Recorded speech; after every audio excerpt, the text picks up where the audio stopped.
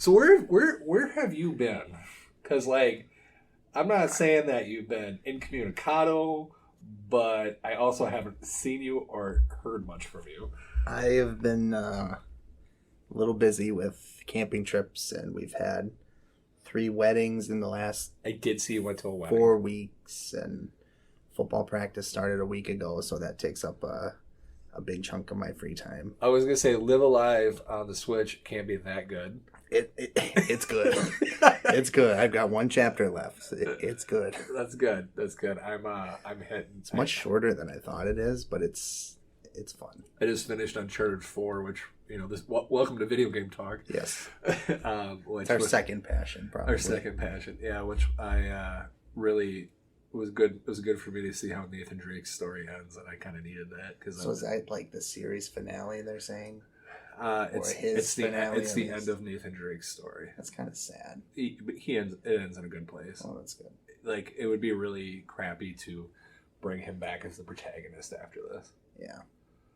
I mean, I could see him being an accent character, like showing up, and then I also playing 2018 Spider-Man on my PS5. I heard really good things about that too. Right, I'll probably get Miles Morales after. I love those, but you know how I know I'm getting old? So when I'm fighting bad guys, like and there's a crowd of them, I got the control zone fine, but I have to hit them so fast, my forearm starts to hurt. Oh, yeah. And I'm just like, man, I'm getting flabby in my gaming arms. Little exercise. Yeah. Anyway, I don't think anybody came to talk about video games with us, so we should probably get going. Not to this show, anyway. Not to this. Maybe we're gonna have a spinoff. Maybe this is the start of it. That would be awesome. 'Cause you're everywhere to me, and when I close my eyes, it's you I see.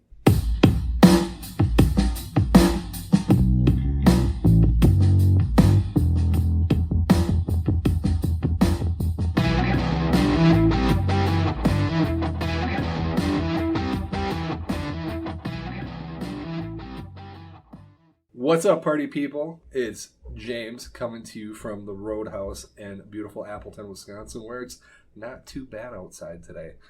With me, as always, is the guy who has a long history of breaking hearts like the one in me. The guy who was first afraid, then he was petrified, and has been thinking about how he could never live without me by his side. Aaron Rohde. Here, I thought that was going to be a Billy Ray Cyrus reference, and you... Well, you just ruined the news for episode 29. Dang. It was going to be all Billy Cyrus quotes. Dude, we should. You want to hear something funny? So, off subject, Billy Ray Cyrus, mullets, that's where my brain's going.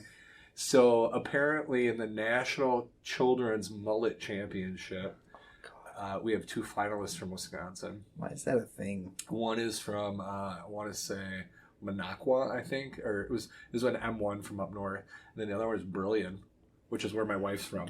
Yeah, that kind of sounds like right up both of those places' alleys. I took a photo of the child and I sent it to my wife and I said, hometown pride. There'll be a statue the next time we drive to Brilliant. Oh, and looking at those photos, a lot of kids with shiny metallic like 80s Ray-Bans on. Cut off flannel shirts, and it was just growing up, like as a kid, like we made fun of people with mullets. We still make fun of people with mullets. And when I got my hair cut the other day, I was talking to a lady that was cutting my hair, and we were talking about that. That's like one of my go-to topics when I'm having an awkward like silence with my stylist. And she told me that at one point, I guess it was kind of a rebellious thing for these young kids to do. I believe that. And I'm like, then it clicked in my head, and that made sense. I will say, I much prefer the mullet to the man bun. Oh, yeah, that was the man bun thing. Yeah, no, that man bun thing. Generally, you've known me to be a sharp-tongued person, right? Yes. And I've mellowed a little bit in my age. Yeah, fair enough. But man bun people, I made fun of them to their face every chance I got. My mom always told us if we came home with a man bun, she would cut it off in our sleep. And I really wanted to test her, but I also didn't want to grow a man bun. It's a good woman. Yeah, right. All right, so let's hit the news up. So obviously, let's kind of go back to that opening music that we talked about. So, unfortunately, it sounds like Michelle Branch, the singer of that song that Aaron was so lovely singing for us, and Patrick Carney from the Black Keys are calling it quits. And you said this is what, marriage number 3?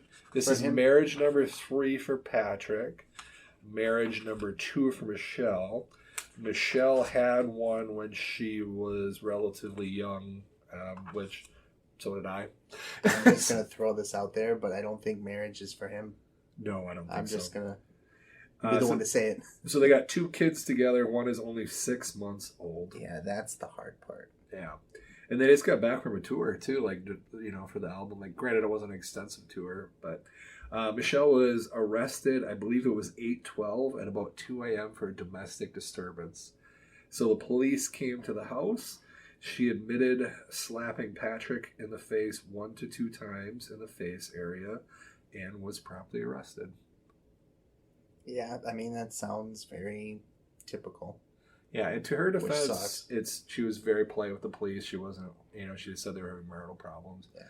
And some people were like, wow, that really is stupid. But I think most cases, they have to arrest someone. Like, even if Patrick was like, I don't want to press charges, it's a domestic, so they have to arrest her because she assaulted him. Otherwise, maybe Patrick, I'm not saying he would, but someone in that situation could come back later and sue the police department. Right.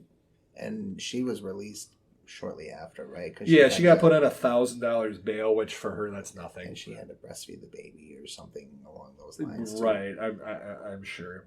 And then shortly afterwards, and to my understanding, this has since been deleted, she posted a tweet on Twitter stating that, you know, the rug was pulled out from under her eyes and Patrick cheated on her with his manager from Full Stop Management, Haley McDonald. Now, I looked her up, as have many people, because there's some articles. She's got her social media and Instagram and all that stuff locked down tight. Only thing you can really find is her business profiles. I was going to say, if she's a manager, she probably knows exactly how to, you know, lock all that stuff down. And it's a good move on her part because there's going to be a court case here. I mean, right. And if I were her, honestly, I'd probably just keep my mouth shut. Yep. And we don't know what level of cheating this was. We don't know if he slept with her. We don't know if he, you know, she kissed him, he kissed her, any of that stuff. You know, because honestly, some people have different definitions of what they're okay with for cheating and not. You know, that could have been like he could have been sharing his personal feelings with her, and that's emotional cheating. Right. Not judging Patrick and Michelle on their marriage and how they run it. I'm just saying we don't know the whole story. Right. And we never will. Right. So she has filed divorce as of 8/16, requesting primary custody of their 2 kids together. And then I think, if I remember correctly, she actually is asking he pay for the legal fees. Yikes! It's gonna get messy. Yeah, she's got an album coming out, and he produced. That's another thing. There's just so many things that intertangled both of their lives that there's no way that this isn't messy. Oh yeah, it goes on for years. I'm sure. And honestly, if he did cheated, I hope Michelle takes him to the cleaners. Yeah. And honestly, I don't love the Black Keys, but I don't approve of cheating. Yeah. So that kind of begs the question, does a person who makes amazing music or a band that makes amazing music, does it change how much you appreciate the music if they're a crappy person? So one thing that I always liken this to is Tiger Woods. I'm a big Tiger Woods fan, and we all know his personal I don't know anything about golf, and I know that Tiger Woods is a womanizer. And I will say I still love and I respect, and I'm probably going to get some heat for this, but I still love and respect Tiger as an athlete and as a golfer. But I think he is a horrible person and role model for all of that stuff. Yeah, it's not quite the perfect golfer like my favorite golfer. Oh God, who's that? You know who it is. Me? No, sure. That's what we're gonna go with. Thanks for not outing me there. Yes. So I think you have to be able to separate things a little bit. I mean, I still like and appreciate Travis Scott's music even after the whole Astro World situation. And his complete and total lack of remorse over it. Yeah, I think he definitely needed to handle that better, but I still listen to their music. I still listen to Limp Bizkit every now and again. We all know the whole Woodstock 99 thing. Yeah, I watched that. I think I mentioned it last episode. I watched that three or 4 episodes about it on Netflix called Trainwreck 99. Didn't change my opinion. I still think Limp Bizkit contributed to that in a negative way. Yeah. So I think, for me at least, I can still appreciate the art that somebody makes while not idolizing and, looking up to that person. Well, one of my favorite bands for a very long time are quite possibly the most money-grubbing, awful people that you can imagine, and that's Kiss. Yeah. Like Gene Simmons they openly said that Kiss is a business. It's not right. It's not a and band recently anymore. they, because they're coming to the end of their tour, which they're insisting that they're done. These guys are done. Which I don't know if I believe that, right? But they've pitched the idea and no one's picked it up yet. Gene said of 4 deserving 20-year-olds taking up the name of the makeup. Oh gosh! I'm like, how could you make that whole situation where you have 2 of the original members' makeup on 2 other guys and pretending to be them? It's to why not wipe everybody out and replace them all with completely different people? And knowing Gene Simmons and Paul Stanley, they're going to get a cut of whatever that band makes. Yeah. There's no way that doesn't or happen. Their family will or something. Yeah. We could probably talk for days on that alone. But that's right, and that's why Kiss has not made a good album in as many years. Right. Well, it begs the whole, Queen still touring with different people. Yeah, we talked about that. I don't want to get too far. But, we even talked about R. Kelly, and, now that he's been sentenced and stuff, what should we do about his music? And then another case to argue, Michael Jackson. Michael Jackson had a lot of people come up and say, even now, saying he molested them. Yeah. But what should we do about that? Should we get rid of their music? I don't know. Well, you brought up Kanye the other night when we were talking about it too, and Kanye is a terrible person. Not necessarily a good person, but it's a lot of people love his music. Yeah, that's hard. Look at the whole. Now that I think about it, the whole NWA thing, they weren't making very good choices back then, and they were huge, and people still love their music. So. Right, and Dre's beat his wives and stuff like that. And Eminem with his mom, and yeah. So there's a lot of it that you kind of have to push out, I think, in my opinion, anyway. Right, and then here's another good example, another celebrity divorce. James Hetfield from Metallica recently filed for divorce from his wife of 25 years. And when you go back and you read about stuff that he said about her, he's been very positive about her in the past, saying that she helped him with his anger.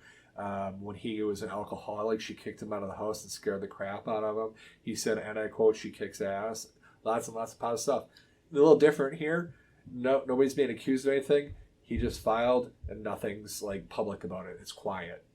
That's just so strange after 25 years. People grow apart, though. Yeah, that's true. And I mean, they weren't touring as much, so who knows? He's probably at home a lot more, and yeah, maybe they're old. I mean, maybe their kids are all out, and it's just them now, and they realize they don't have anything in common anymore. Right.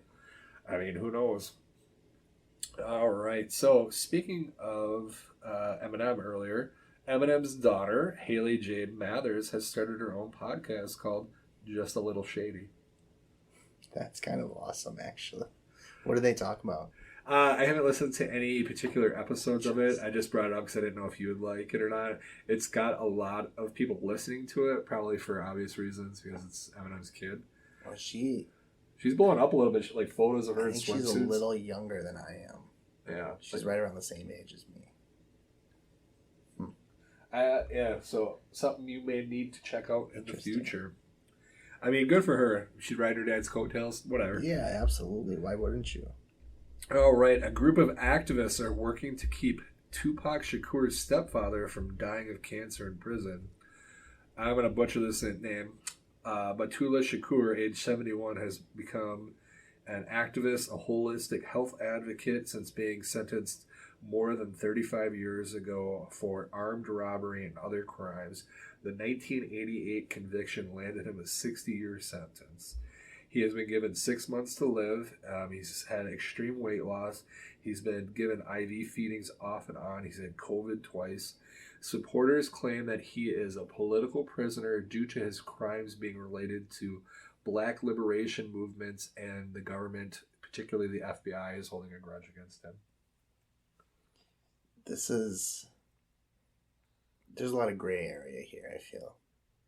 And you and I are both nurses, and we've both taken care of, inmates in the past. Many times. And that's one thing that, yes, everybody knows who's working with the person. I've been sexually propositioned by some of them. Yeah, and you just kind of have to move past it and provide, the best care that you can.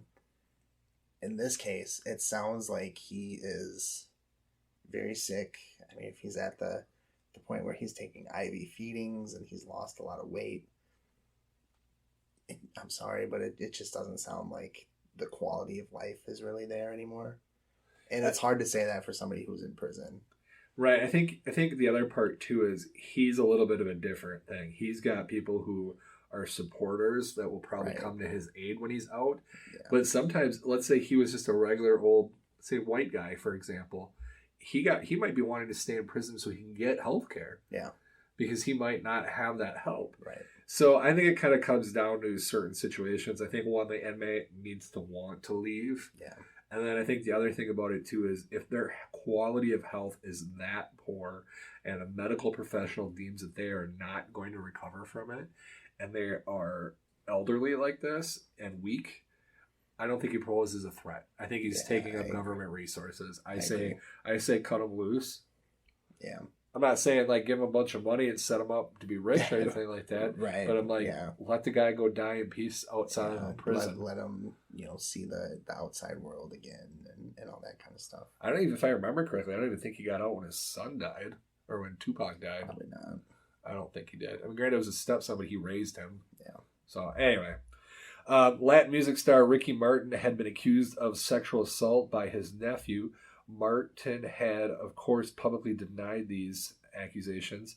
Martin's accuser has asked the case to be dropped, and the judge dropped the restraining order, and the case has been dismissed. I guess I didn't realize any of that happened. Yeah, it was pretty bad. He's always that guy that I feel like was like one misstep away from something shady. Ricky Martin. Yeah. There's something about him. Well, I mean, for a long time, he wouldn't comment on whether he's gay or not. Now he's open public about that, which, and two, he'd been in Menudo. I don't know if you know that. That's kind of like a similar situation to what Kiss is proposing that we talked about earlier, a band that never stops. And after a certain age, they would be swapped out. Right. There's actually a HBO special about that, and a lot of them were subject to sexual assault and all kinds of things like that. Yeah. So I'm not saying Ricky Martin did this, but had he done this, I wouldn't have been surprised. Yeah. And it's not because of him. Yeah, I'd agree with that. So, all right. Any news you wanted to discuss? I don't think so. All right. So we just had a Mile of Music here in Appleton. Aaron, unfortunately, wasn't able to be there as he was camping. It was earlier this month.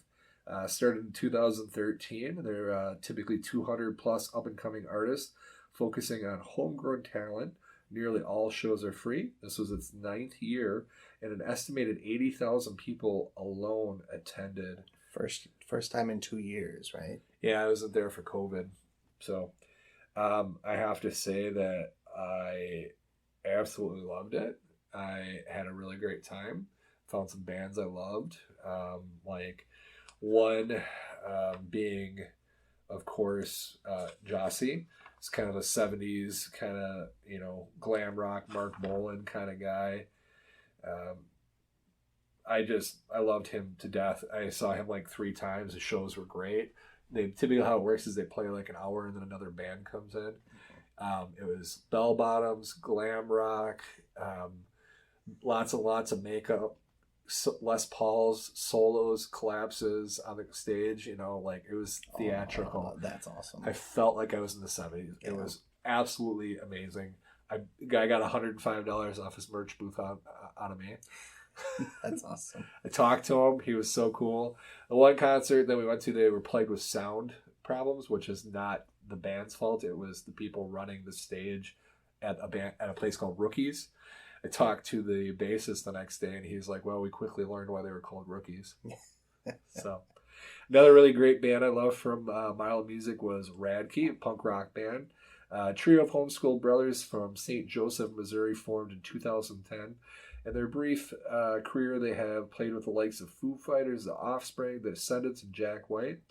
When I saw them, they got on stage and they said, "We are Radkey, we were born to rock, so just check this out." That's awesome. They did it for them to play with that many well-known groups is really cool too. Yeah, they toured with the Foo Fighters opening for them. That was awesome. Crazy. And I met them. Yeah. So I was in front of our local hotel and I was walking by and they were all sitting there, like just sitting outside. The one guy had his headphones in, and I had saw on their Facebook page earlier it was the drummer's birthday, and I walked by and I pointed to him and I go, "Happy birthday." That's cool. And then the I'm sure they appreciated that. The bassist started giggling, and he hit him, and the drummer's like, "Oh dang!" and he covered his mouth. It was great. That's awesome. It was cool. And their showmanship was amazing. They had this really great song too called "Rock and Roll Homeschool," because the Ramones have a song called "Rock and Roll High School." Yep. So that was great. Nathan Graham was another standout for me. He's a blues classic rock musician from Chicago originally. Cites the Allman Brothers, Stevie Ray Vaughan, and Ben Harper as his influence. He resides presently in Nashville. So that was my favorite part of Mile of Music, and I work next year, but I'm gonna try to get off. Yeah, I really want to go. I went to one of the first years that they had it, but I was too young to really appreciate what it was. It was super hot that one day. Yeah. We proposed an idea to my wife because my wife only came for one day because she had to work. We were going to take cars and park them at opposite ends in different locations. So if we get too hot like we did this time, we can just go to the car and just go sit in the car for a while. And she's like, "That's a great idea." Yeah. I do have good ideas once in a while. There's one other thing I want to talk about. You admitted to me last night. Last night? Might have been the night before. That you actually like a modern country artist. Yeah. And I want to put you on blast for that just because I can. Go ahead. So James openly admitted, and he's been I don't want to say hater because that's not the right word. I used to be a hater. I'll admit that. You've straight been a realist is probably more appropriate about country music and what it is to you. Modern country music. And he openly admitted that he likes Chris Stapleton. I do. Yeah, I was very proud. There was a little part of me that shed a tear. I got his debut album, and it's amazing. I would say that at times it borderlines on like blues. Yeah. So when I like a country musician, it's typically not going to be someone you're going to hear on the local country station. Right. Yeah. Like Margot Price. Spotify used to say like alternative country is what it would say. And I would probably agree with that. Yeah. So no, I'll admit it. I'll admit it. I like some country, and that was a little bit more country than what I usually like. Yeah. All right. So speaking of music festivals, the Music Midtown Festival in Atlanta, Georgia, a staple of their local Pediment Park since 2011, was recently canceled. An estimated 50,000 people attend the festival in 2021. Having supposed to take place in September, was to feature Jack White, My Chemical Romance, Fall Out Boy, and many others. It was canceled by Live Nation Events, the organizer. No official reason was provided, stating circumstances beyond our control. An unnamed source cited Georgia's gun laws as the cause. Parks are among public spaces where guns are allowed to be carried. The festival, as a temporary user of the park, are not able to enforce a weapon ban. So before I tell you my thoughts on that, I want to hear yours. So, and without getting too political, like my family, I've grown up in a hunting family. We've been around them for, as long as I can remember. I think going out of your way to cancel a show like that is a little crazy just because of this law. So I'm sure they've done shows and other events in other states and cities where it's a non-issue. So before you, let me tell you this and tell me if this changes your opinion. 2017 Las Vegas shooting, October 1st, 2017, the Route 91 Harvest Music Festival in Nevada. 64-year-old Stephen Paddock fired more than 1,000 bullets from his 32nd floor suite at Mandalay Bay. He killed 60 people, wounding at least 413, and approximately 867 people were wounded in the panic as a result. And this event was put on by Live Nation. I get it. I do. I just think it. You're not wrong. So here's the thing. I'm trying to find a really good way to say it. I'm not criticizing you if you have a different opinion than me. This is a safe place for me. For me, I can't say our fans are going to be awful to you. Well, yeah, that's fine. I'm sure they've gone through this once, and they are looking out for the safety of the concert goers and the musicians and the stage crew and all that. So I will give them props for that, but I also feel like there are a lot of other outside factors that go into it too. Fair enough. So me, my background, I have one side of my family hardcore Republican, absolute hardcore, good honest people coming up from being a poor country family, and a lot of them really did some great things and really made something of themselves, but they believe in hard work. Other side of my family, very much into hunting. They are kind of more pragmatic, where they don't necessarily vote Republican, but they don't vote Democrat. They try to look at everyone objectively. Sure. And that's the side of the family that I spent a lot of time with. So I tend to more vote my conscience with things. Mm-hmm. And unfortunately, sometimes that ends up being more Democrat. Yeah. But anyway, just want you guys to understand where I'm coming from when I say this. So there's no doubt this Las Vegas shooting is an absolute freaking tragedy. Yeah. And there's no way that anybody could have predicted this. Yeah. This puts, if this many people were here, this puts musicians, this puts people who are working the stage, crew, vendors, dozens of people, in addition to these families and concert goers, puts their livelihood and their lives at risk. Right. So having seen Las Vegas, and Las Vegas, you don't know this, has some of the strictest gun laws in the country. They are very strict there. That was another thing that I was going back and forth on my head about is, what are Vegas's gun laws, but yeah, they'll lock you up in prison for a long time if you get caught with the wrong thing. So anyway, I am going to take an opposite opinion of you. I think since they could not, within a reasonable amount, guarantee the concert goers' safety, that I respect them for canceling it. Now, I'm not saying we need to take people's guns away. No, right, I'm not saying that. Right. But I'm saying this is a shortcoming on the side of Georgia and Atlanta particularly, that they did not set up a scenario where these people could that it was correct. And I totally get that. And there are going to be those people who are going to go, well, if there were responsible people there with guns, they could defend them. But you can't guarantee that. No, you can't guarantee anything like that. This is a music event. Right. There shouldn't be guns there. Right. Okay? Right. All right. It's okay if you or listeners don't agree with me. That's just my feelings on the matter. Yeah, and I've said multiple times, like with something like that, it's just too hard to be able to trust other people with it. Well, if you and I could follow the laws to a T, but Joe down the street or 6 seats over from you have no idea. And there's how many school shootings lately and stuff like that. That's a school. Yeah. I mean, if someone's going to go to a school and shoot people, I don't think they're going to bat an eyelash about going into a concert and shooting people. Yeah. I would want the safety if I were going. And if I felt as though the concerts were unsafe, it would kill me not to see these bands, but I wouldn't go. Well, and think of how much revenue that the bands and, the company's probably losing for canceling the show. And Live Nation probably would get sued if people died. I'm sure they did get sued. I didn't look that up, but I'm sure they did. Yeah. So it's something for you guys to think about. So, Aaron, that's all I got prepped for the show. Unless there's something else, I think we could probably move on to reviews. No, I think we're ready. Okay. You want to So, go first? You want me to go first? You can go first, but while you're gearing up there, I just want to take a minute and kind of talk to you guys directly. I just want to say thank you for coming to listen to us. Aaron and I have gone online lately and looked what countries people are listening to us from. It's kind of awesome. It's amazing, and it touches my heart and really makes me feel good that there's somebody out there that likes what we do.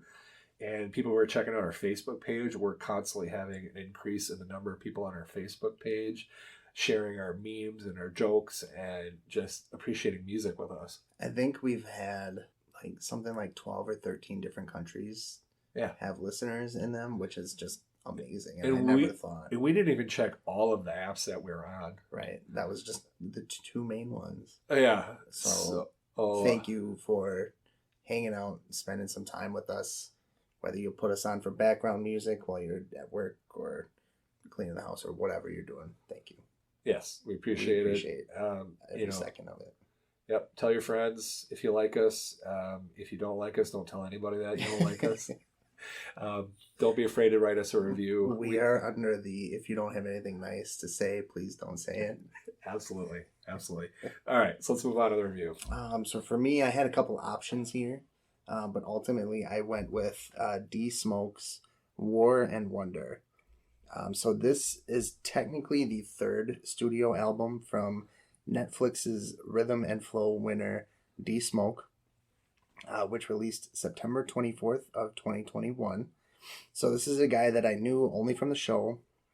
And I learned about him from the Fresh Prince of Bel-Air remake. Mm-hmm. Which I do have Peacock now, so I'm going to have to try and watch that here. So he was definitely my favorite rapper who appeared on the show. And I thought from his audition that he was going to win, and he ultimately was the one who did. So this album opens with a heavy bass line, and I love everything about it. He sounds very similar to Kendrick Lamar when he raps, which is interesting, but it definitely works for him.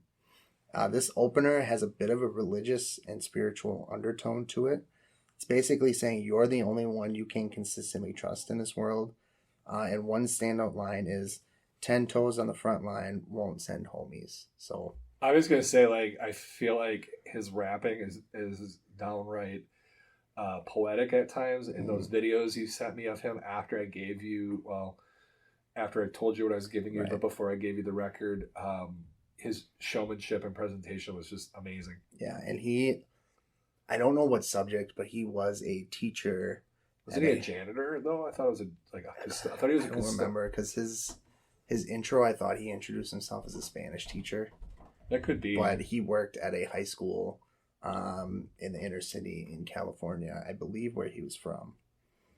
So the other thing this song does is it switches musical styles in the middle of it. Now, this is something that I think is either done really well, or it's something that completely turns me off to a song. In this case, it's done really well with a seamless transition, and it shows off different rhyme schemes and patterns, and it showcases what he can really do. One other thing to me that sets D Smoke apart is his ability to rap in both English and Spanish in the same song, and he flips back and forth very quickly. The Latin music is popping. He's got a degree in Spanish theory. Yeah. So I think you're probably right. He's a Spanish teacher. So the first evidence of this song is the second track called Dirty Mercedes. I love the second verse in this song where it starts with the opener. Put out my debut project, still ain't copped a new car yet. They know my Honda round the corner from new condos to projects. Sorry, it auto-corrected what I had typed on my phone here. Interesting. So this tells us he's no longer teaching and he's living his dream of rapping, but he's still the same guy that he always was. The song Find My Way is one of my favorites. The beat's very simple, but also eloquent at the same time. It's got that classic feel to it, has a lot of vocal doo-doo-doos that add a layer to it, and it's got the great kick drum, which is just classic to me. The chorus here is a soul-inspired R&B number as well. And then I like that his lyrics have a bit of a Christian undertone to them as well. It's not the same as with other rappers where it's all about drugs, money, sex, and all that other crap. Here, the lyrics are deep, and I feel like they mean something to him, which I very much appreciate. The song Why Run is a tricky one. It's clearly about gun violence. Sounds like it's his ode for people in the streets to put them down and stop the violence. He brings up names. Which is interesting compared to most rappers where it's perpetuating it. Yeah, he's not aggressive at all like some of those other rappers are. But his music is ballsy. It's in your face, yeah. So in this song, he brings up names that I can only assume are of people that he's lost, gang violence and other related topics. You can tell this is something he's very passionate about, and he's probably had this conversation with many of his former students or the kids that he worked with at school. The song Say Go feels sort of like a club anthem to me, solely because of the instrumental. It's very bassy, but it's also got a really cool horn assortment, and it reminds me of Assassin's Creed Valhalla with the horn that you can hear above everything. Nice. I thought that was really cool. That's a good one. The last song is titled Free Write, and I think that's so called because it's a freestyle of sorts. Again, he showcases his smooth delivery, creativity with lyrics, and his intelligence here. So going into this album, I knew a little bit about what to expect. I knew of D Smoke and have listened to him before, but didn't know any of his albums really all that well. This definitely exceeded my expectations. Was more creative than I thought rap albums could be in 2021 and 22. I can definitely see why he's been nominated for Best Rap Album Grammys before, and I think it's a matter of time before he wins one. Is it something I would have bought myself? Honestly, probably. And yes, I'll definitely be keeping it. This was a great choice. Makes me happy. Yes. All right. So full disclosure, Aaron already had this record in his possession, but I'm going to go over what it is anyway, his next pick. I dug deep for Aaron's next album selection, the 1987 masterpiece by Boogie Down Productions, entitled yes, I do have that. Criminal Minded. Yeah. So when I gave this to Aaron, I was listening to it and I was blown away by it, and because it's in 1987, so musically it sounds on par like early Will Smith, but the content that they throw at you is straight up gangster I rap. think you hit it right on the head when you described it as if Fresh Prince and Jazzy Jeff did gangster rap. I think that's about as perfect as it gets. So that's Aaron's next album that he'll be reviewing, and I don't know if you want to describe the cover at all. So it's got KRS-One, and I don't remember the other guy's name. But save it for the review. It's all good. They are back to back. I believe they've got a gun in hand. I think it's an Uzi. Yeah, and just kind of mean mugging the camera. Yeah. Boogie Down Productions. Great name. Yes. Great name. Yes, it is. All right. So Aaron got me a band from the 70s. I didn't really know. So the band Yes are a progressive rock band formed in London in 1968. Throughout the 19 members have been in the band. So the band disbanded from 1981 to reform in 1983 and has continued to go since then. So just think about that. It's almost like the Menudo of classic rock. Yeah. So the Yes album is the third studio album by the band, released February 19th, 1971. This is the band's first album to feature guitarist Steve Howe, who replaced Peter Banks, and the last to feature keyboardist Tony Kaye until 1983. This album was considered a commercial success, selling around 60,000 copies upon its release. It reached number 4 in the UK and number 40 in the US. The album has since been certified platinum by the RIAA. It should be noted at the time of this album's release, the British postal workers were on strike. This made it hard for stores to send in the sales reports to adequately track album sales in the UK. This album was one of 3 Yes albums to be featured in the book 1000 Records You Need to Hear Before You Die. So let's go on to my thoughts about this. I certainly don't consider myself an expert on the 70s bands, but I would say that I do think this is the majority of what I listen to. So when Aaron gave me this album, I struggled to think I could say one confident song that I knew was theirs. After I got the album, I realized I knew more than I thought. Picking up the album, it was one of the first things I noticed is the album has only 6 songs. I looked it up and the album clocks 42 minutes. It looks like in 2003 the album was remastered and released with 3 additional tracks. However, I don't believe this version is released on vinyl. Number 1, Yours and No Disgrace. It's a meaty song clocking in at 9 minutes and 40 seconds. It builds in like most great rock songs of the time. I can only assume this song translates well to a live setting. There are a lot of tempo changes and a lot of like clear movements. It almost had an orchestral vibe. Interestingly enough, track number 2, The Clap, is actually a live track. The song seemed like an excellent place to show Peter Banks' debut in the band. It's an acoustic heavy song. His work is on par with modern folk artists like Mumford and Sons. Just a good song. Number 3, Starship Trooper. Great song. I had actually heard this song before and recognized it immediately upon its intro. It seems like Yes was laying the groundwork for what would become popular sound in the 1970s and early 80s with bands like Rush, Triumph, and Journey. This is another long song at about 9 minutes and 27 seconds. Probably one of my favorite songs on the album. Also probably one of their most well-known songs. Track number 4, I've Seen All Good People. This is another song I recognize. The vocal harmony is a reoccurring theme in the song. It starts with one of those sections with no accompanying music until some light kick drum starts. The guitar remains light and airy throughout the song, and it made me feel like I was listening to a 60s album.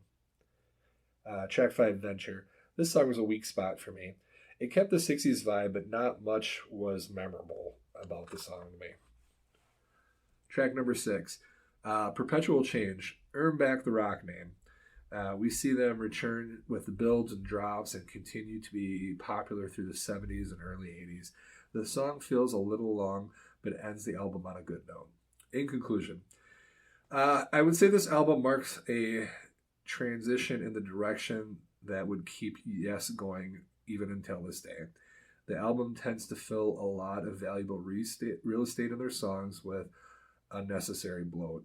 I would have liked to see more variation on this album. That doesn't take away from the fact this is still a great album.